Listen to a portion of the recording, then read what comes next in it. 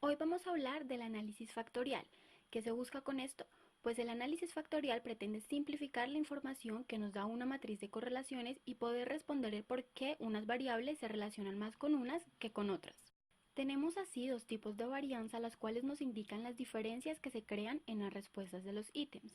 Un tipo es la varianza única, la cual se divide en la específica de cada ítem, la cual no tiene relación con otro ítem. Y el segundo tipo es la varianza por errores de medición, que se puede producir por cansancio de la persona que responde, por el estilo de responder o por los efectos del orden en que se responden los ítems.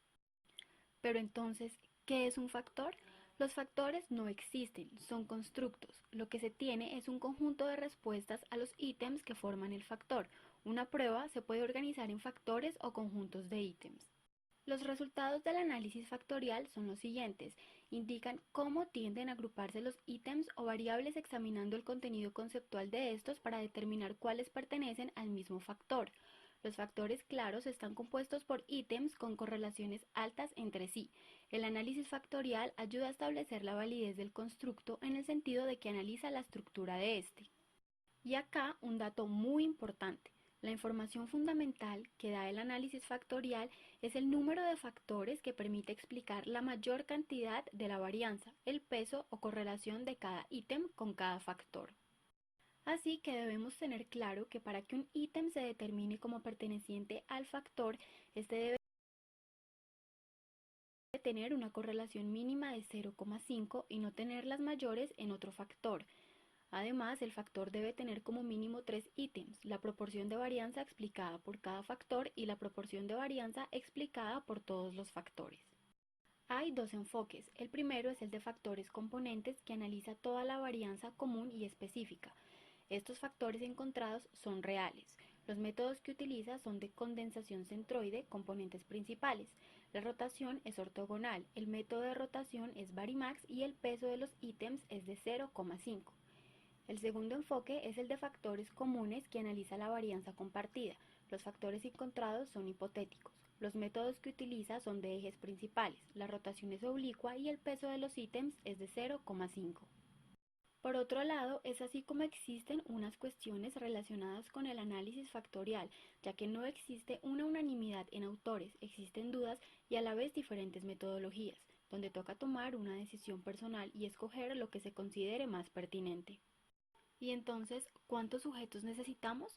En primer lugar, tenemos que saber que entre las muestras sean más grandes va a ser mejor, ya que el error típico del coeficiente de correlación va a ser menor y además va a ser menor la probabilidad de surgimiento de factores causales. Segundo, la proporción de sujetos tiene que estar relacionada con el número de ítems. Hay muchas opciones que se consideran válidas como o,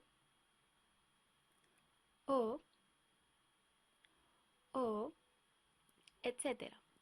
Y cuando el número de ítems es excesivo en relación al tamaño de la muestra, lo que se hace es dividir el número de ítems y agruparlos con características similares, como por ejemplo la prueba de personalidad de Cattell. Los 16 factores se agrupan finalmente en 4.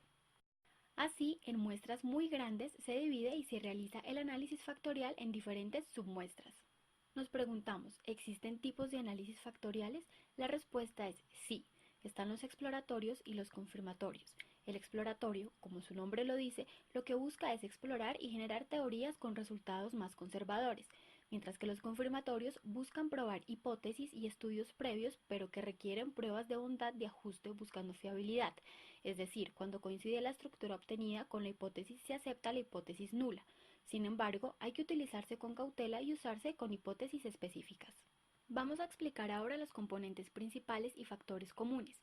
En los componentes principales se analiza varianza común y no común, mientras que en los factores comunes se analiza solo la varianza que se comparte.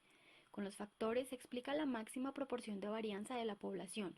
Ambos generan una estructura factorial y esta es similar cuando, primero, hay muchas variables, alrededor de 20 o más, y segundo, cuando esta estructura es clara, es decir, cuando los ítems tienen peso de 0,50 o más en un factor específico. También estos ítems pesados no suelen variar en los tipos de análisis y suelen mantener su orden. En el momento de analizar con los factores comunes, lo más recomendado es usar el maximum likelihood cuando hay distribución normal y el principal axis factores cuando no lo es. Ahora, en los factores ortogonales o factores oblicuos podemos entender que los primeros se utilizan cuando no hay relación.